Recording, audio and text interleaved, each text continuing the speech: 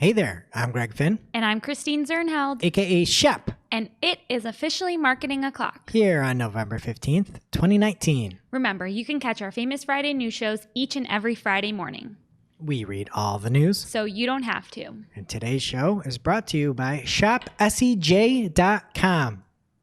And on ShopSEJ.com, you will find advertising across the entire search engine journal platform. If you are looking to put together your budgets, maybe get some new business, try to get a few more users of your product, they've got a slew of products for you. Anything from banner ads to webinars, ebook sponsorships, native ads, even this thing called Podcarts. You can sponsor a podcast over there.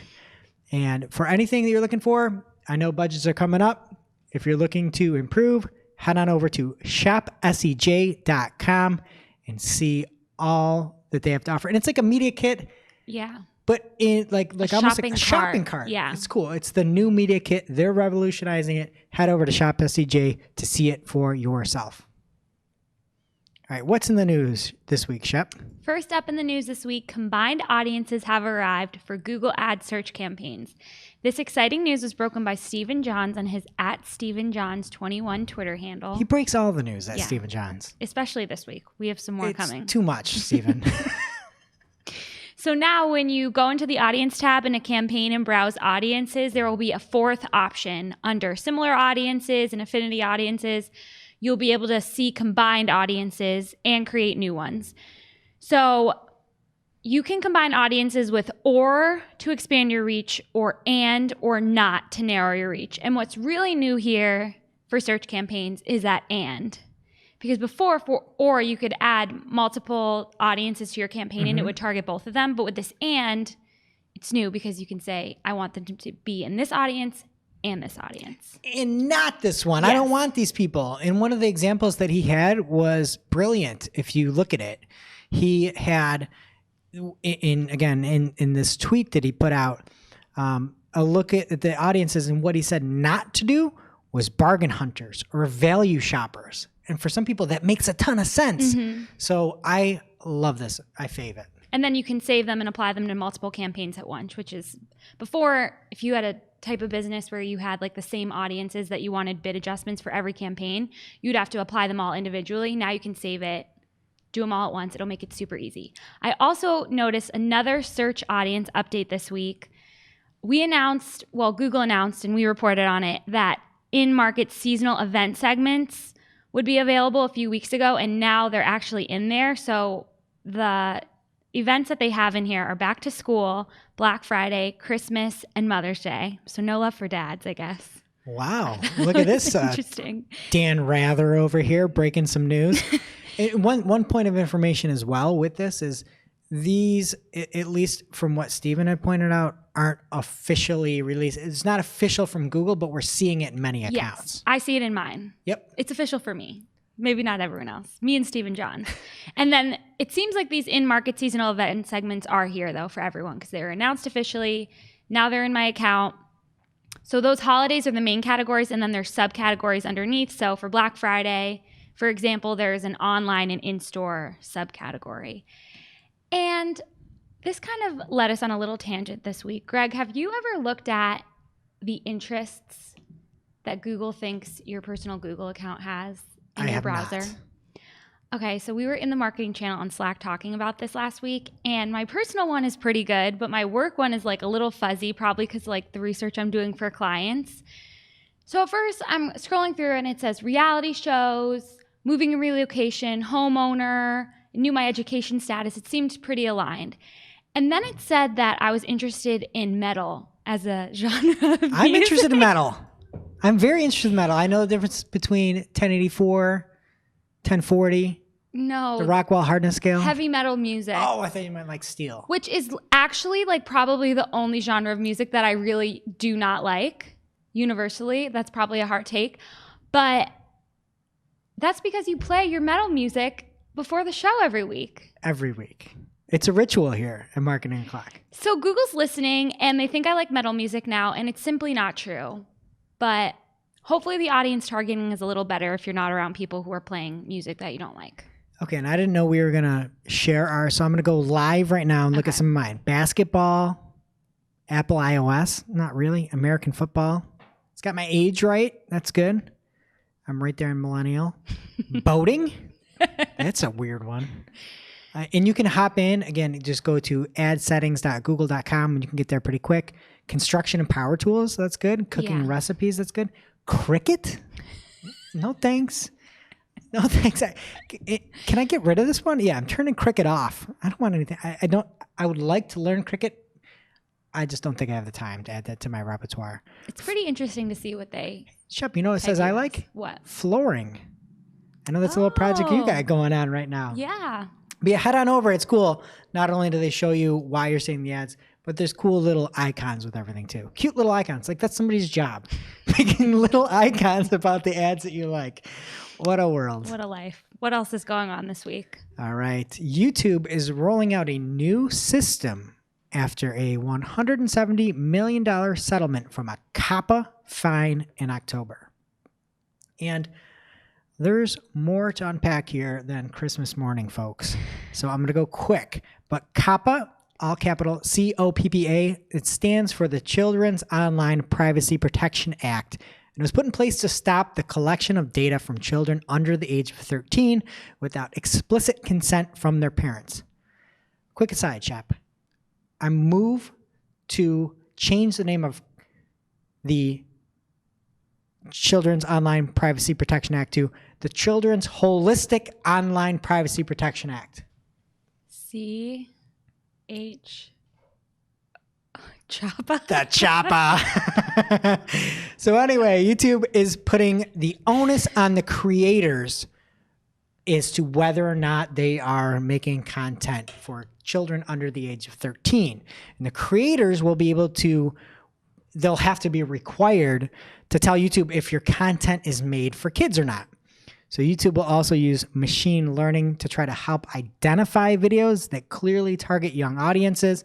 And from YouTube themselves, they said at a high level, content that is made for kids has an emphasis on children or children's characters, popular children's programming or animated characters, play acting or stories using children's toys, child protagonists engaging in common natural play patterns such as play acting. That sounds so weird and specific. Popular children's songs, stories, or poems.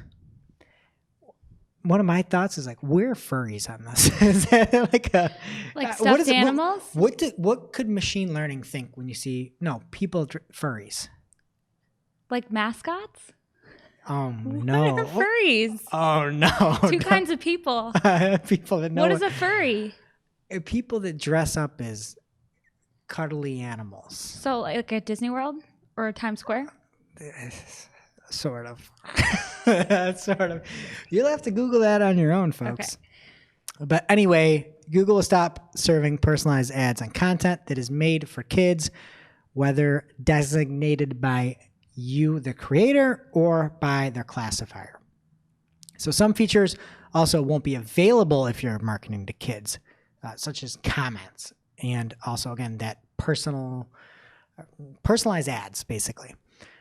So that was launched. Google put out this whole new YouTube terms of service as well, and they slipped like a rider in the terms of service. So this is secondary to this, but they talked about COPPA, talked about the changes, talked about you have to mention if you're targeting kids. And then they said termination by YouTube for service changes. YouTube may terminate your access or your Google's account access to all or part of the service if YouTube believes in its sole discretion that provision of the service to you is no longer commercially viable. So they could shut down your account? If you're not commercially viable. So if you can't monetize your account? Yeah. I feel like I'm falling down right now. I'm not economically viable. So if you're not economically viable, they could shut your account down, according to this provision, which is a strange one. That kid's toy review is shaking in his boots, basically.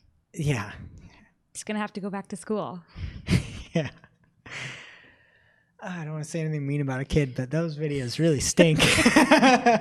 Anyway, and lastly on here, any creator that had their content flagged as being towards children won't be able to appeal to YouTube's decisions about whether or not they are correct under this new policy.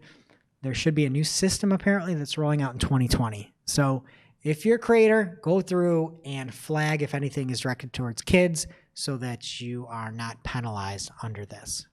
And don't try to make money off kids. Yeah, agree.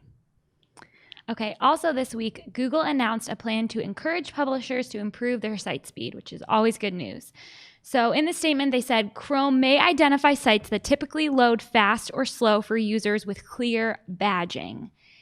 Now, they're kind of unclear about what this badging is. Right now, all they've announced are when a user clicks on a link in the search results, an organic link, when the page is loading, a notification could come up that says loading, loading usually loads slow as that blue bar is going across. And if a site loads faster than other sites, it'll have a green bar across. But, that page shouldn't pop up because it loads so fast. So it's not going to say usually loads fast. Hopefully. I know, it's going to be so lightning quick. Hopefully it just comes up. One of the funny things I saw, I don't know if it was The Verge that reported it, but it came through my Twitter feed. And the title was something like, Google Chrome unleashes a badge of shame. Yeah. I like that. I think it should be the badge of shame. And in this one, it's just kind of a red little warning sign. But it's a message to everybody out there. There's no more excuses for not being speedy. They also said that they might, these are the only formal things they announced, these two, the green bar and the notifications as it's loading that says it usually loads slow. But they also said they might in the future have a notification that says this is loading slow because of your device or network connection, which is also nice because you'll know not to blame the site. I like that as well. Right. And just for the record, there has been no mention at all of this showing up in the search engine results pages. But if you had to fast forward 5 years ahead, there might be a badge of shame there. Who knows? Because that's what badge made me think of. I agree. Okay, next up is an article from Digiday, and it covers Google Discover. And over on Digiday, Max Willens has a fantastic article, and I'm going to read straight from this. This past October, Google Discover drove more traffic to Vogue International's editions than Google Search did, said Sarah Marshall, head of audience growth for Vogue International at Condé Nast. Discover beat Search? Wow. No wonder Sarah didn't forget those numbers. But Okay, the growth is not confined to foreign markets either. John Shihada, awesome dude and VP of Audience Development for Condé Nast, said they've seen 20%, up to 20% of U.S. sites' Google traffic come from Discover over the past few months. Though there are no clear explanations for why Discover has been bigger hit abroad, Marshall and Shihada believe that the mobile device and browser markets play a role. And that's all from Digiday. It sounds like this might be one of those the less you do, the more you do scenarios. Keep focusing on your content and also be aware that Discover ads are in beta. If trying to get Discover traction, Discover ads might be a good anticipatory order for you. However, in the article, an unnamed source said that while Google Discover was intriguing, the traffic was erratic. No one is counting on it yet, they said. Weird. I mean, if you get attacked by a shark, are you just going to give up serving? Yeah, a lot of people do. However, Gary from Google followed up with a tweet warning folks that there may be a point where the traffic shall not pass. And he said, I just hope people realize that this may go away overnight and they don't build their whole business model around it. So if Discover's working for you, great. And it stops, well, when life gives you lemons, just say heck the lemons and bail. Are those all forgetting Sarah Marshall jokes? I've seen the movie once on a plane. All right. Great work. Thanks. Now it's time for this week's Take of the Week. This is a #fire digital marketing take with extra spice served up for you. We simply deliver the take for your consumption. We give no opinions. We don't influence. You make the call. And this week's take comes from Joel Kletke. And what Joel has to say is short, sweet, and to the point. Joel says, copy by committee will not be great copy. I love this. I do too. You're the content person here. There's like definitely something good about editing and having other people look at your work. But when you're making too many changes and there's multiple people writing in one document, especially, we find ourselves in pickles here a lot where we're like all in, we'll have 3 people in one document at once trying to write a proposal or something. And it's just not a good way to do things. It gets so sloppy. Yes. When people are editing things, it's just messy. Yes. And especially when you're dealing with clients, and no offense, we love our clients.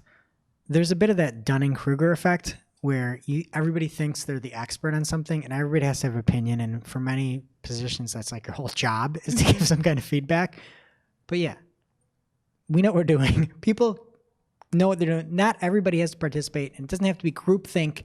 Let people that are good be good. Especially when we send to the clients. I think it's better when they have one point person because sometimes they're undermining each other because each of them think that they're the authority. Yeah, it's a one-up fest. Yeah, and we do it on our team too. It's just something that's better done with 1 or 2 people. You can't have everyone involved. It just gets to be a lot. Right. It just comes out vanilla that way. Mm-hmm. So thank you, Joel. Now it's time for this week's lightning round. Pew, pew. At this point in the show, we split up our content into 2 parts, paid and non-paid. First, we'll cover everything to do with advertising, aka paid, and then report on the organic or non-paid. Here's what's happening in the paid universe this week. First up in paid, we have more news broken by Stephen Johns via Twitter, and it's not the last of it. Google is introducing demographic bid adjustment simulator so you can see how age or gender bid adjustments will affect clicks, costs, impressions, and top impression share. And also, this is just a test. Right. It seems like that he has because he's Stephen Johns 21 on Twitter. And I don't have this in my account. I don't know if it's because Stephen Johns 21 on Twitter is in the UK or if he just gets everything and I don't. I don't have this. I'm not jealous of many people, Shep, but Stephen Johns 21 on Twitter, I'm very jealous of. He breaks everything. He gets all the new stuff all the time. So I'd love for this to happen in my account. We'll have to wait and see. And another story broken by Stephen Johns 21 on Twitter. This time it's from Facebook. And in his Facebook account, they're allowing him to optimize for traffic objective with in-stream video ads. In the US right now, you can only use these ads with engagement, reach, video views, or brand awareness objectives.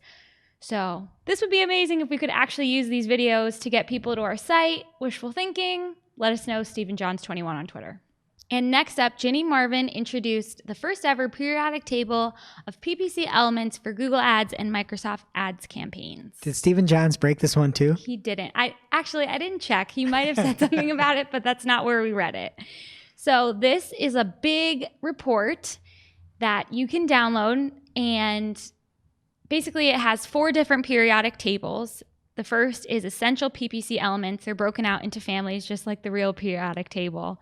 This whole thing kind of gave me hives of being in There's a lot in here. The chemistry was not my strong suit, so this was a struggle for me. So the families are, actually I don't have all of them here. Some of the families were structure, format, bidding, and targeting.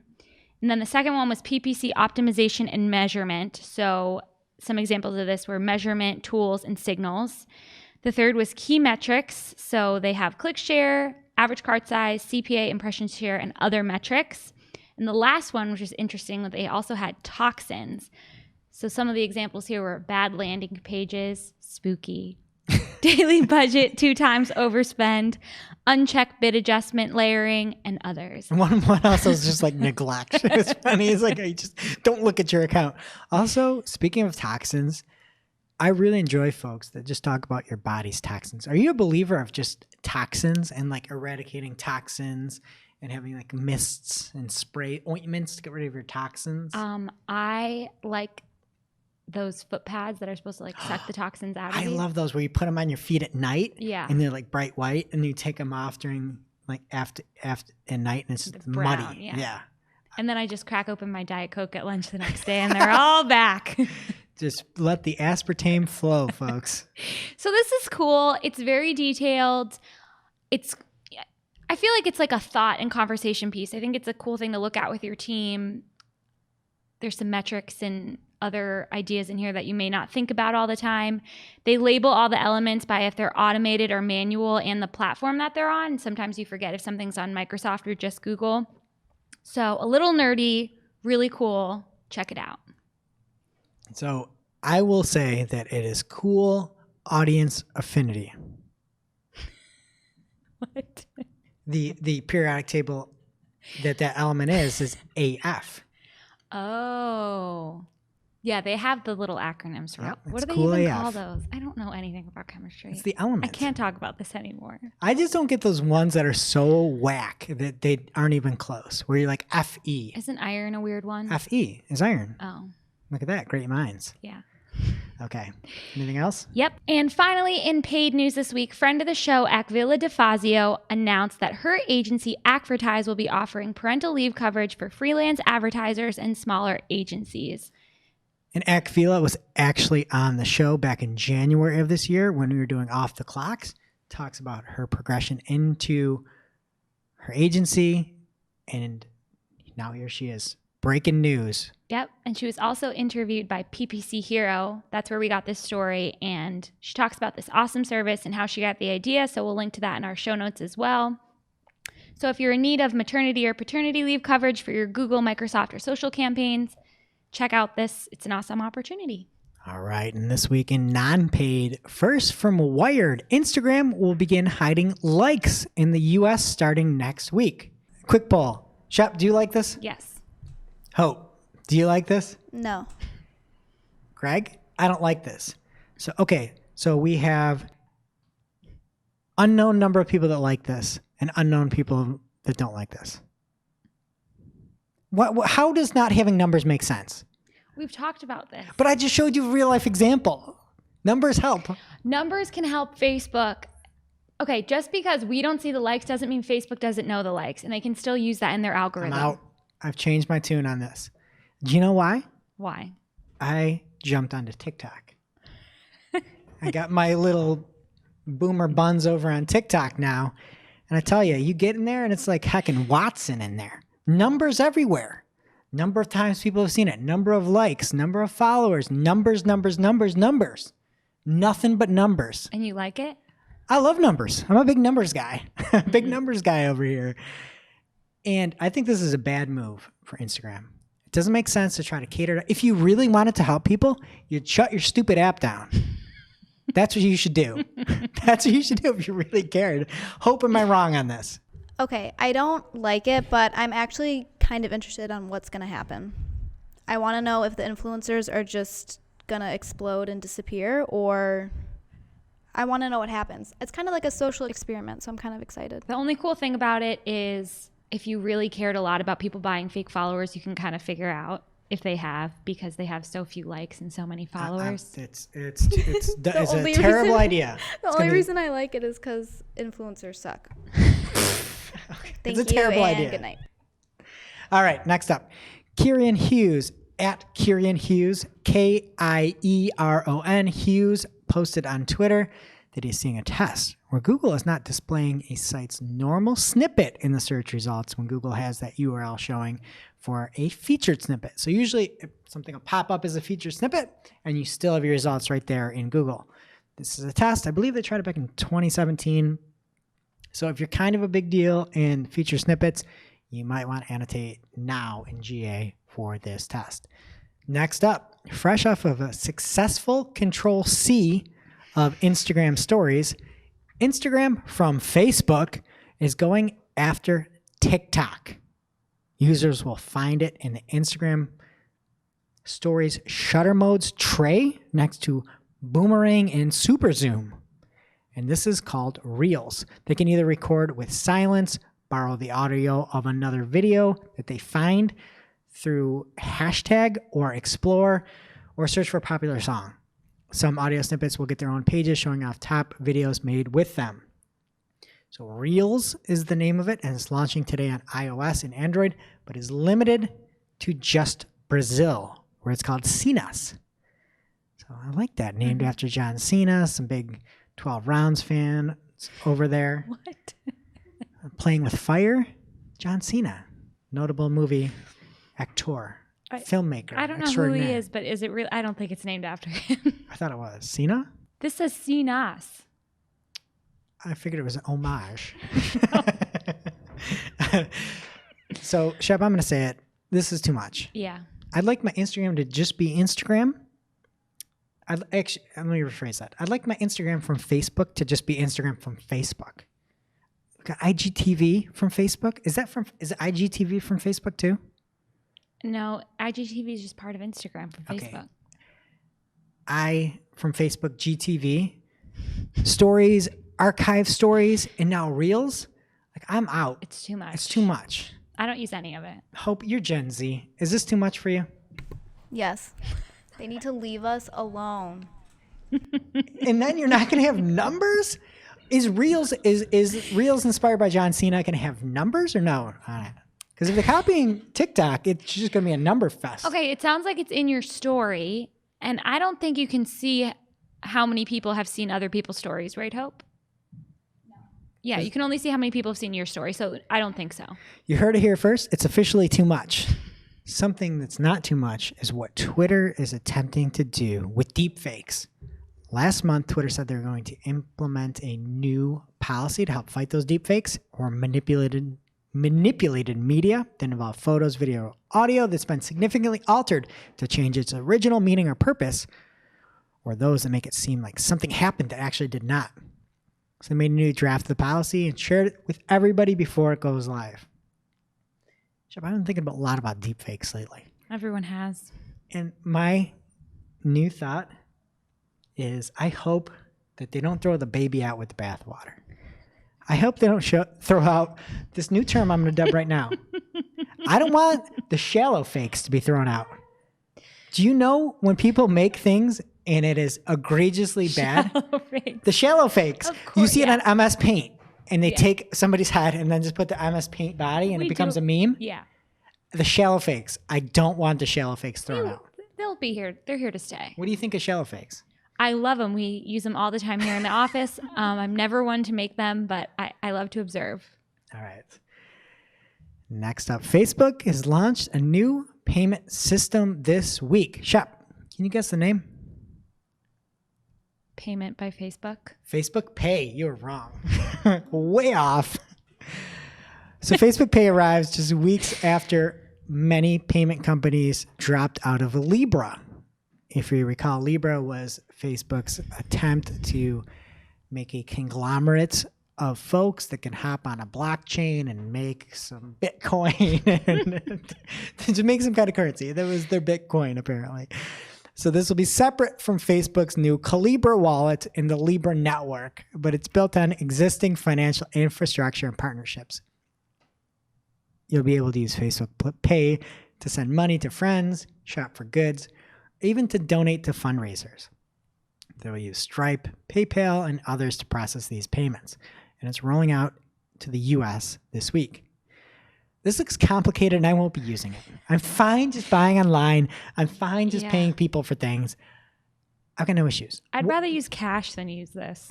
Like actual physical currency? Yeah. Yeah, me too. Can you imagine? I thought you meant the Cash App. Oh, no, I meant real cash. Funny time, I was trying to pay my sister one time, and I'm like, oh, I've got PayPal, Venmo, Cash, Zelle, whatever you've got, I can pay you with. She's like, oh, I'll take cash. I'm like, okay, what's your cash tag? And she goes, what? I'm like, oh, I think you meant the Cash App. She didn't know what I was talking about. So anyway, I'm not using this. I'm not going to be like, oh, yeah, I'm going to throw Facebook Pay into my vernacular here. It's not going to happen.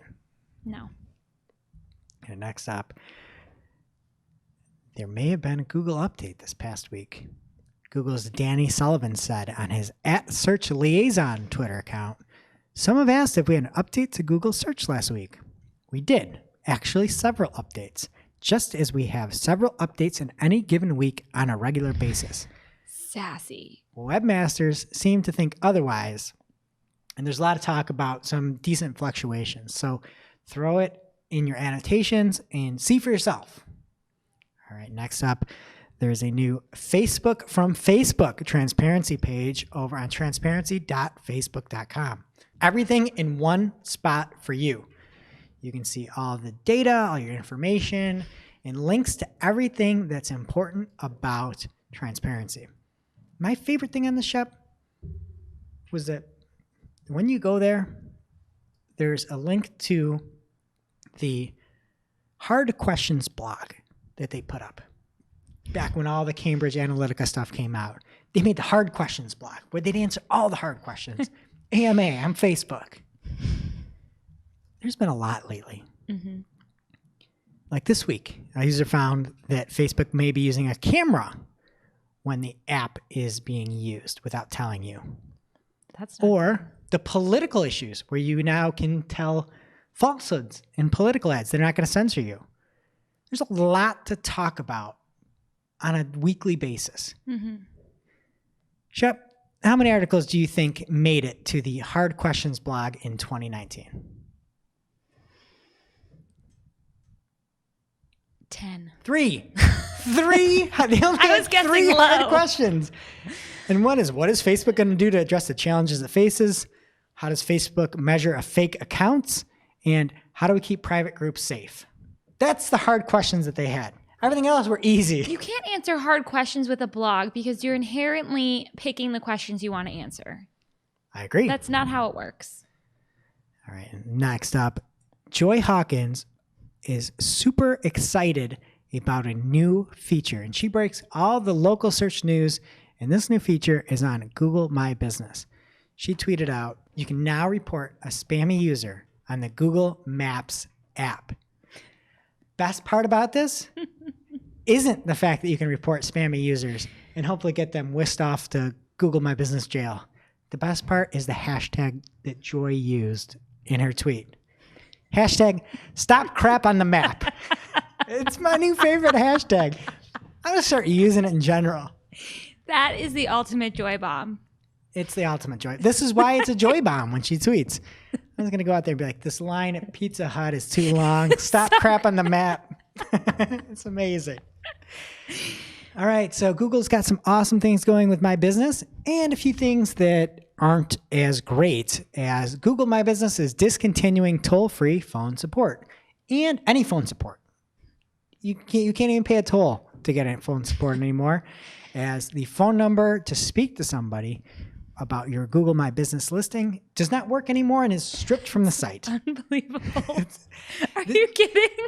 With all the new features happening around Google My Business, you've seen things like you don't even need to send people to your website anymore with some of these new ad types. Oh, you look at the fact of, do you need a website? Maybe you do. If you're local, maybe you don't. Just use your Google My Business. But now you're going to take away support? This makes no sense. And this is what Google is the worst at. Every time, everywhere is support. They have never, ever gotten support right. Google My Business was one shining example of something that they still had actual help with. Mm-hmm. And they took it away. Google Ads support used to be amazing, and they took it away. And they have zero support now. They say they have support, but there's none. It's supposed to be something that small businesses can use on their own and not need help. And not have a website. It's the whole thing. You want people to stay in the Google ecosystem, and then all of a sudden you pulled the phone support on this. Sorry, Google My Business can't come to the phone right now. Yeah, they should just get their little automated duplex to just answer all the things and not say that they got rid of the number at all. All right, and last up here, Amazon is no longer going to be selling Nike products as Nike has backed out of their relationship. The company said, we will continue to invest in strong, distinctive partnerships for Nike with other retailers and platforms to seamlessly serve our customers globally. Shots fired at Amazon, yeah, but also like, hey, lots and lots of shots fired back at Nike because Amazon has all the shoppers. Mm-hmm.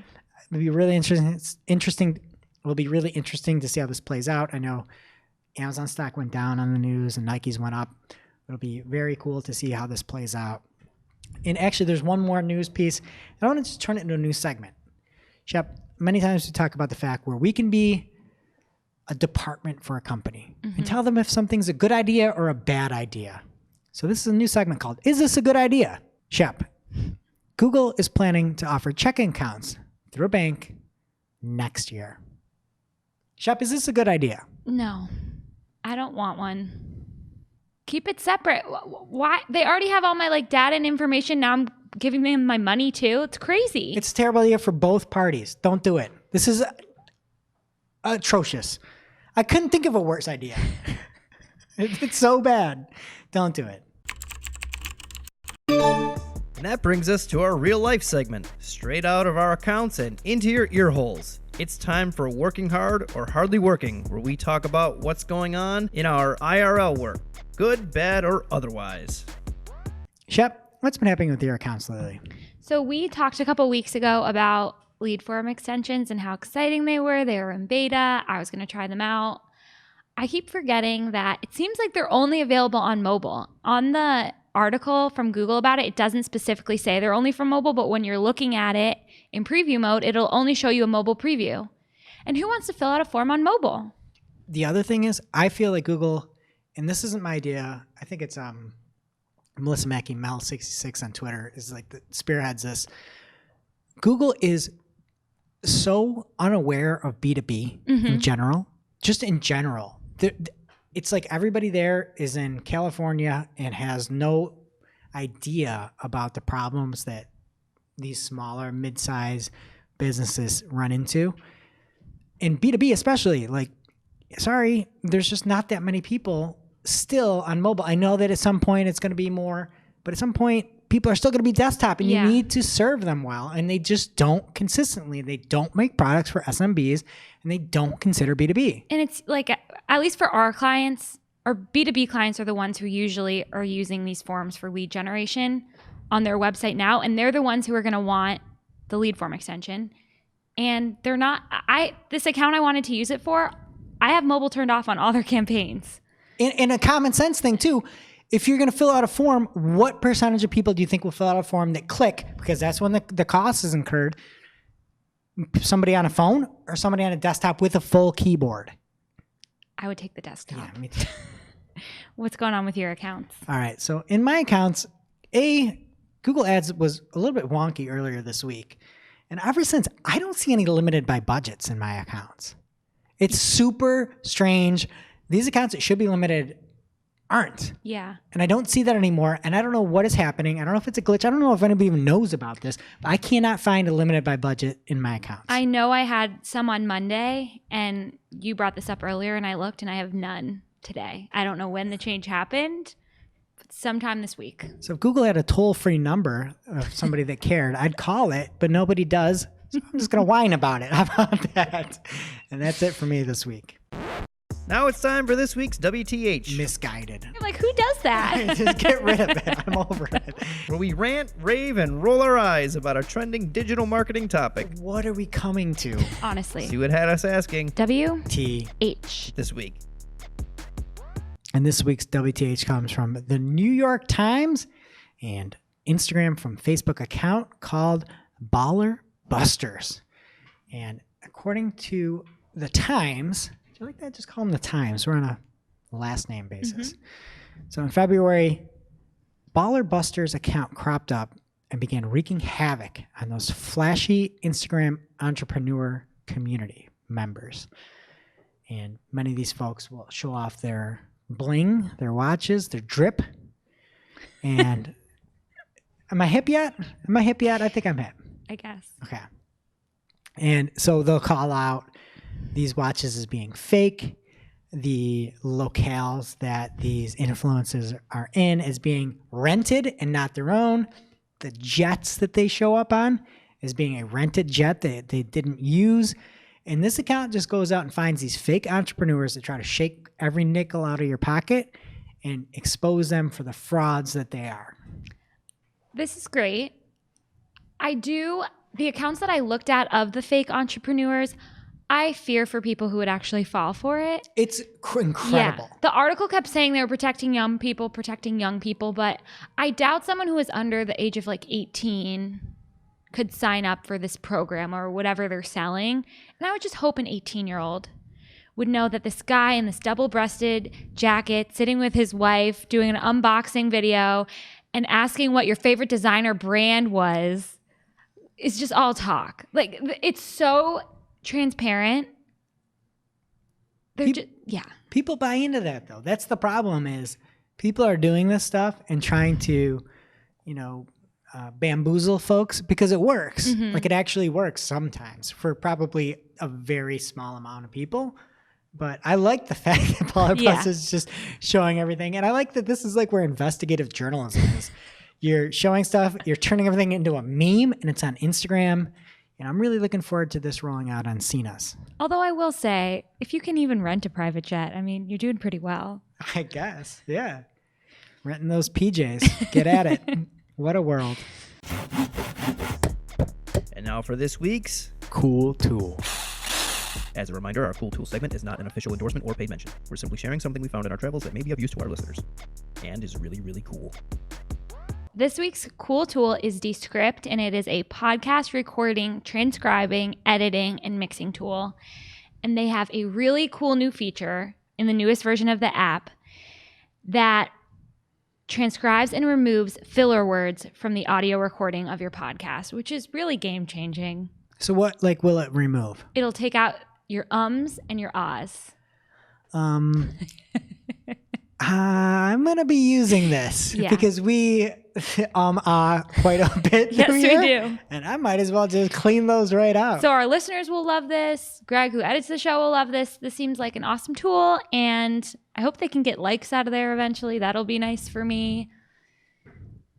Some long pauses. And one other thing, I think the pricing on this was fairly affordable. I don't think that it was necessarily free, but it starts, there is a freemium version for 3 hours of transcription, and it goes up from $10 and $15 a month. So again, it's not going to break your bank as long as you are at least an entrepreneurial influencer that can rent a PJ yourself. Now it's time for our must-read marketing article of the week. An article so advanced, so in-depth, so detailed that we simply cannot cover it in its entirety on today's show. And this week's article comes from Danny Goodwin over at searchenginejournal.com. And Danny has an article, but also an ebook, like a 150-page ebook. Wow. And it's the 10 important PPC trends to watch for in 2020. And so Danny Goodwin asked 38 of the top PPC marketing experts and me from paid search. Oh, come on, Greg. You're a PPC expert. From paid search to paid social to remarketing and beyond, and what is coming in 2020. I've got a quote from someone that I thought was very on point. If 2019 was all about audience targeting, 2020 will be the year that we speak to those audiences the right way at the right time. You fumbled your own quote a little bit. I don't know. Greg Finn, great take.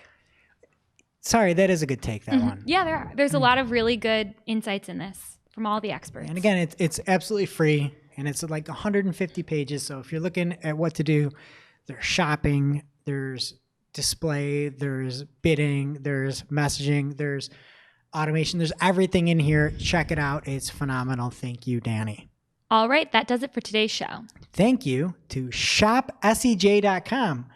When you're putting your budgets together, you're looking for more clients, more users, more traffic, more notoriety. Maybe you want to get so big that Baller brand, what is it called? Baller Busters. Baller Busters tries to do an expose on you. Head over to shopsej.com and see all the options you have of gaining visibility through their interactive media kit. And if you're looking for other great podcasts, don't miss this week's episode of the Search Engine Journal Show.